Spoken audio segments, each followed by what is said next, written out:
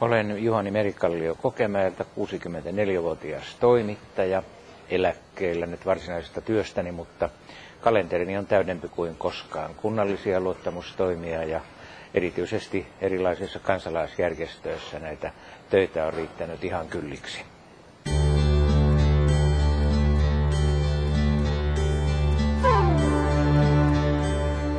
Kyllä nämä Satakunnan liikenneasiat on sitten kysymyksessä Pori-Turku-akseli tai pääkaupungista tänne on maantieliikenteen osalta tärkeää, mutta raideliikenne on tulevaisuuden liikennettä ja se täytyisi hoitaa kyllä toisenlaiseen kuntoon ja myöskin Rauman ratayhteys tuohon Kokemäelle ja siitä sitten Helsinkiin päin.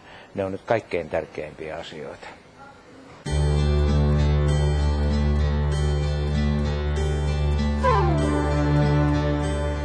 Satakunnan vetovoimaisummaksi saataminen, niin se on vähän kinkkinen juttu.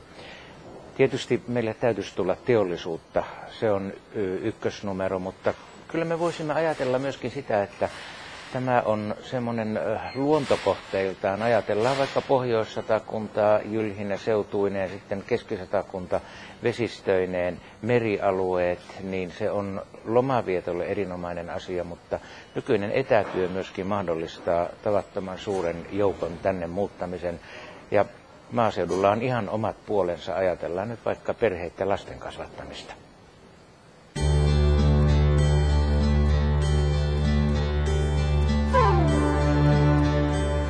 No teollisuustyöpaikat tietystikin on semmoinen asia, mutta kyllä miettisin sitä, että kun nyt ihmiset pakotetaan tällä hetkellä tekemään töitä äärirajoille ja väsyvät yhä enemmän, niin onko siinä jotain laitaa, että pidetään 70-vuotiaaksi saakka töihin ja sitten 10 000 kulkee nuoria työttöminä. Tämä asia täytyisi saada kyllä kääntymään jotenkin ja se on myöskin Satakunnan ongelma.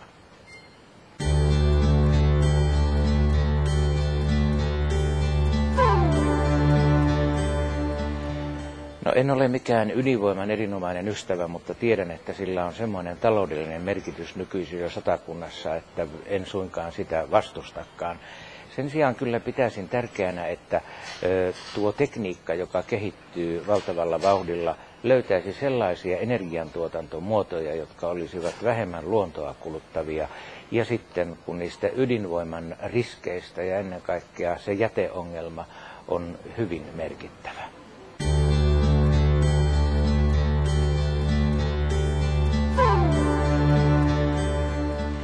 Satakunta on Suomen maakunnista sellainen, jossa tämä vanhenemiskysymys on numero 1, sillä me vanhenemme suhteessa muihin maakuntiin suuremmalla vauhdilla. Tämä ongelma tulisi hoitaa sillä tavalla järkevästi, että se ei saa kyllä olla markkinavoimien armoilla ja siihen laatuun on kiinnitettävä ennen kaikkea huomiota. En sulje pois täysin sitäkään, etteikö yrityksiä voi olla tässä toiminnassa, mutta on tavattoman pahoja merkkejä siitä, että pörssiyhtiöhän ei tavoittele mitään muuta kuin suuria voittoja ja osinkoja ja sitten muut asiat jäävät vähän kakkossijalle.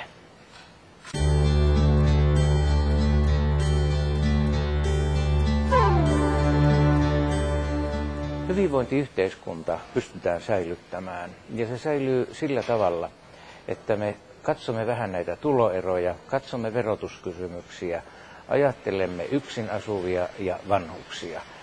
Meidän kunnia-asiamme on se, että ennen kaikkea heistä huolehdimme, joilla ei ole sanaa. Ja sen vuoksi katsonkin, että olen niiden puolesta puhuja, joilla itsellään ei ole ääntä käyttää. Siksi ääni on oikeus sinulta minulle.